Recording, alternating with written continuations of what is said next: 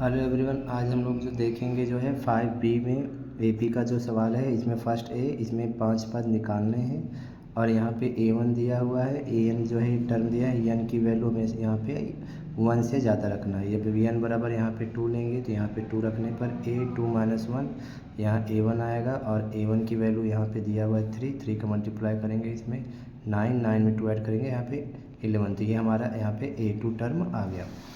फिर इसी तरह से an में फिर लिखेंगे n बराबर यहाँ पे 3 रखेंगे। 3 रखने पर यहाँ पे 3 - 1 2 आएगा। a2 का टर्म यहाँ 11 आएगा। 11 का मल्टीप्लाई करेंगे 33, 2 ऐड करेंगे 35। इस तरह से हमारा a3 आ गया। a4 हमारा जो है ध्यान रखना है, यहाँ पे 3 a4 में से 1 घटा देंगे, यहाँ पे 3 आ जाएगा जो है। यहाँ a3 की वैल्यू 35 रख देंगे, यहाँ पे मल्टीप्लाई करने पे 105, 2 ऐड कर देंगे 107। इसी तरह से हम लोग जो है n बराबर जब 5 रखेंगे, 5 रखने पर हमारा यहाँ पर जो है a5 - 1 जो रखेंगे तो यहाँ 4 आएगा और यहाँ पे a4 की वैल्यू 107, मल्टीप्लाई करने पे 321 और 2 ऐड करने पे 323 यहाँ से हो जाएगा। अब यहाँ पे जो है ध्यान रखिए a1 a2 a3 a4 a5, इसी तरह से हमको पाँचों टर्म यहाँ से हमारे निकल गए। इसी तरह से हम जो सेकंड वाला क्वेश्चन जो देखेंगे उसमें क्या करना है, उसमें हमें ध्यान रखना है यहाँ पे 1b का जो है a1 दिया हुआ है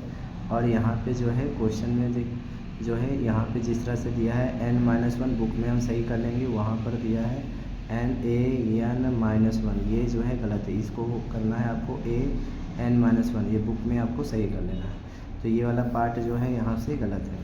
अब इसे क्या लिखेंगे, n-1 जैसे लिखेंगे तो यहाँ से n बराबर 2 रखेंगे तो a2 में से 1 घटेगा तो यहाँ a1 आएगा। a1 की वैल्यू ऊपर यहाँ पे दिया हुआ है, यहाँ रखेंगे -1/2, ये हमारा आपस आ गया यहाँ पे a2।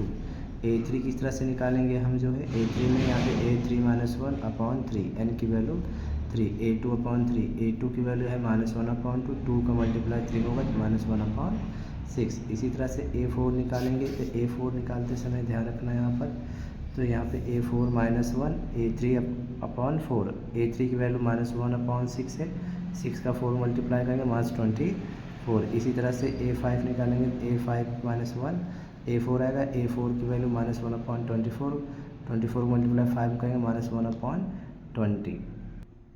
इसी तरह से हम लोग जो है a1 a2 बराबर यहाँ दिया है, क्वेश्चन नंबर फर्स्ट का सी है। यहाँ पे an दिया हुआ है an-1 -1, यहाँ n की वैल्यू 2 से हमेशा बड़ी रखेंगे। यहाँ पे हमने n की वैल्यू यहाँ पर रख देंगे, n बराबर 3 जैसे रखेंगे तो यहाँ पे a3 - 1 a2 आ गया। a2 की वैल्यू यहाँ दिया हुआ है 2 में से 1 गया 1।